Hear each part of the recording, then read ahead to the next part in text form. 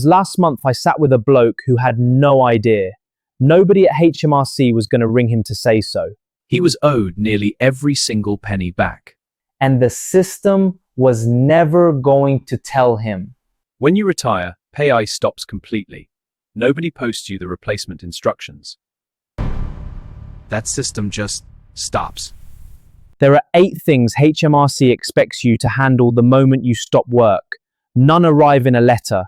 You must act immediately to avoid penalties. Contact a professional for help. 8 things that protect your money, your tax position, and what you pass on to the people you love. Most retirees miss every single one. Let's crack on.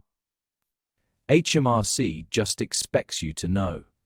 So let's make sure you do. Thing 1. Tell HMRC you have stopped working. As you retire, your employer stops feeding data into PAYE. HMRC does not notice straight away, sometimes not for months, and nobody tells you this is happening. Your state pension is taxable but paid to you in full with nothing taken off at source. HMRC collects what is owed by quietly adjusting your private pension tax code instead. Get that wrong and you are either overpaying every single month or quietly building up an underpayment that lands as a nasty surprise bill the following summer. Proper gutting that. Ring HMRC or sort it through your personal tax account online. Tell them you have recently retired and ask them to make sure your tax code reflects all your pension income correctly. That one sentence triggers a proper full reconciliation of your tax position rather than just a single source update. Sorted. One more thing, if you moved house when you retired, update your address on the personal tax account straight away. Letters from HMRC chasing you at your old address do not stop arriving just because the new owners are binning them. Thing 2. Set up your personal tax account. It's free to set up at gov.uk personal tax account. Takes about 10 minutes if you have your national insurance number, a recent P60, and either your passport or your driving license. Completely straightforward. Once it is running, this is where you check your tax code, your state pension forecast, your national insurance record, and any letters HMRC has sent you. Everything in one place. If you moved house when you retired, update your address here too. Takes 5 seconds, because letters chasing you at the old address do not stop arriving just because the new owners are binning them. If you do nothing else after watching this video, do this one. Set up your personal tax account. Everything else we covered today becomes significantly easier once this is running. Proper time saver. Thing 3, and this one catches more people than you would ever believe. Your state pension is not paid automatically, it is claimed. The DWP sends an invitation letter roughly 4 months before you reach state pension age with a code on it. Miss that letter and your pension simply defers. That deferral might be a deliberate and sensible financial decision. It should never be an accidental one. Do not be the person ringing the bank every Monday wondering where the money is. Claim it properly and on time. The full new state pension this year is £241.30 a week. You need 35 qualifying national insurance years for the full amount. Claim online at gov.uk/getstatepension using the code from the invitation letter.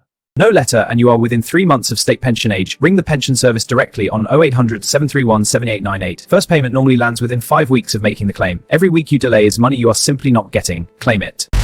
Thing 4. This is where HMRC silence costs people thousands of pounds. When you take your very first flexible withdrawal from a defined contribution pension, a SIPP, a personal pension, a workplace DC scheme, your provider almost certainly has not got your live tax code yet, so they apply an emergency code. That emergency code assumes you will take that same amount every single month for the rest of the tax year. So a one-off £10,000 withdrawal gets taxed as if you will earn £120,000 annually. £2,800 lifted straight off a £10,000 withdrawal, when the actual tax owed, given the personal allowance has barely been touched, is close to absolutely nothing. That money is yours and you can claim it back. HMRC repaid £44 million to over 13,000 pensioners in just the first 3 months of this year alone. And that is only the people who actually knew to claim. Thousands more never did. Do not be one of them. The remedy is one of 3 simple forms, all submitted free through your personal tax account online. HMRC's stated turnaround is 30 days. Do not sit on this. The money is yours and the form takes 15 minutes. P55 if you took part of your pot and plan to take more this year. P53Z if you have emptied the pot but still have other taxable income such as your state pension.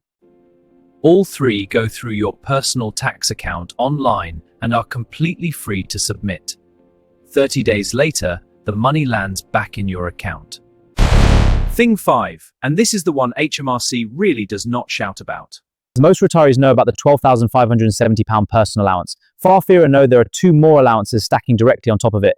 In the right structure, you can have £18,570 of income completely tax-free every year. Layer 1, your personal allowance, £12,570. Layer 2, the starting rate for savings, apart from savings into allowance, taxed at 0.8 taxpayer. Stack all three together for someone on a lower income in retirement and you get £18,570 completely free of tax. The catch HMRC does not shout about. Layer 2 tapers down once your non-savings income goes above the personal allowance. This matters far more now than it did 5 years ago. Interest rates have been decent and ordinary cash savings now quietly generate enough interest to pull people into tax without them even realizing it happening.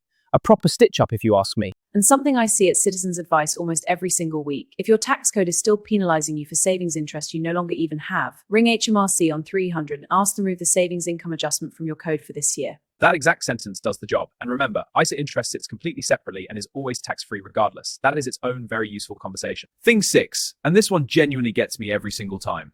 If one of you earns under £12,570 and the other is a basic rate taxpayer, the lower earner can transfer £1,260 of their personal allowance across. That cuts the higher earner's tax bill by up to £252 every year. It has been available for a full decade. HMRC's own estimate is that 2.4 million eligible couples have never claimed it. The data exists. HMRC knows who qualifies from your records. The system could write to people. It simply does not. You have to ask. You can backdate a claim by up to 4 tax years. A couple claiming for the first time right now could recover over £1,000 in one go, plus £252 going forward every year after that. Apply free on the government website. 10 minutes, over £1,000 back. The lower earner makes the claim, not the higher earner. That is the single most common reason marriage allowance claims fail completely. Get that right first time and the money arrives within the month. Simple as that. One firm warning before we move on. Do not use the third-party companies that pop up when you search for marriage allowance online. They take 30 to 50% of your refund for doing something you can do yourself in 10 minutes for absolutely nothing. The government service is completely free.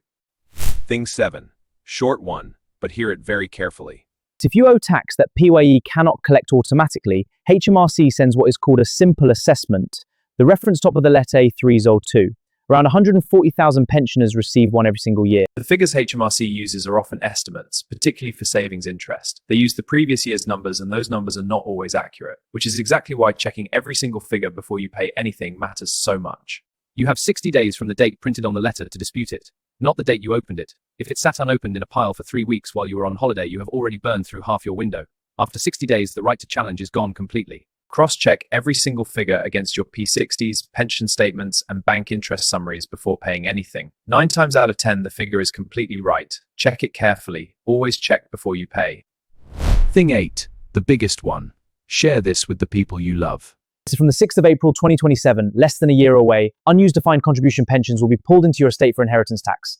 That ends a rule that has been in place since 2015, and most people planning their retirement have absolutely no idea this is coming. For years, the standard advice was spend your other savings first and leave the pension untouched, because pensions sat completely outside inheritance tax. From April 27, that calculation flips entirely. If your retirement plan was built on the old rule, it needs a proper rethink right now. There is a spousal exemption in the new rules. Pension assets passing to a surviving spouse or civil partner remain fully exempt, but children and other beneficiaries do not.